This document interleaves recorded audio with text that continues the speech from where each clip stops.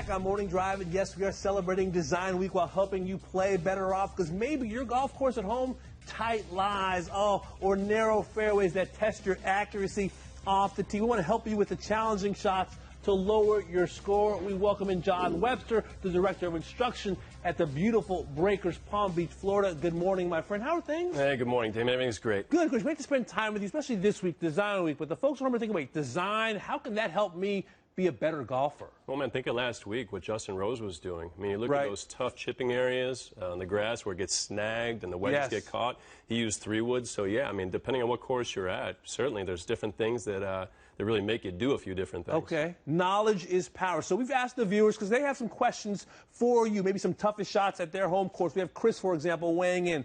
The downhill tee shot on 16 Greystone in Washington, Michigan, a par 350 yards, island green, always against the wind, always tough to judge. Advice for Chris? Yeah, could you get any tougher? I mean, goodness gracious. I mean, that's 17 at TPC, but downhill and into the wind. Exactly. What do you got for us, John? Help us out. Well, if we're hitting this shot, I mean, the first thing I'm thinking about is keeping the ball down. If he's hitting from an elevated tee, you want to take wind out of play a little bit. So if you can bring the ball down, that's great. But then you're thinking island green. Right. I mean, man, you got to make it stop. So I'm picturing a shot that has to be hit lower. It's got to have a little bit of spin to it so it can stop. So if I'm setting up for this one, instead of putting the ball back to hit it low, I want to put it up forward just a touch. Interesting. But I'm going to bring myself up to the ball and put my weight forward on my front foot. Okay. Now from here, to keep the ball down, it's going to be more about the swing. So I'm going to choke the club down just a touch, take it about halfway down the grip.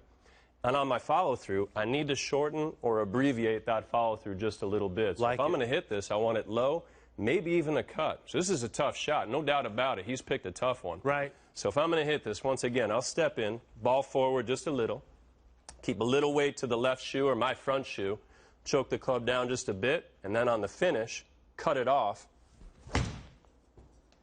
I like it. Just a hair to bring that ball flight down, just a touch. So, yeah, you want it to stop, but, man, you got to keep it flighted. Seen a little Zach Johnson. He's very good at flighting his wedges. Another question, Cliff wants to win the controlled fade off the first tee, because you think about it, it's crowded on the first tee. You got folks eating their salads and their bratwurst, perhaps, and you're a little nervous. Just get something out into the fairway, maybe a little buttercut controlled fade. Just get me in play, John. I'm loving this, because my miss is that miss to the left. Okay. So, man, this is an important one, especially if you're on that first tee. So to control it, yes, the fade is the shot that's going to control it. That big draw isn't.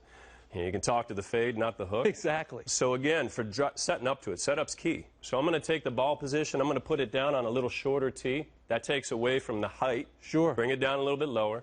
Then as I step into it, I'm going to make sure, again, I choke the club down just a touch, just about halfway down on the grip.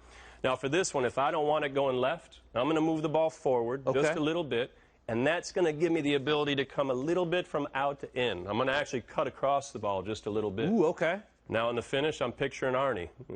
If I want to keep this ball from going left, I may add a little grip pressure to the left hand, and I am not letting the knuckles of my front hand turn over. So you're going to hold it off. I'm going to hold it off a little bit, but setup is key. So I'm going to tee it down low, move the ball forward, maybe give a little rehearsal, across, a little hold off with the front hand.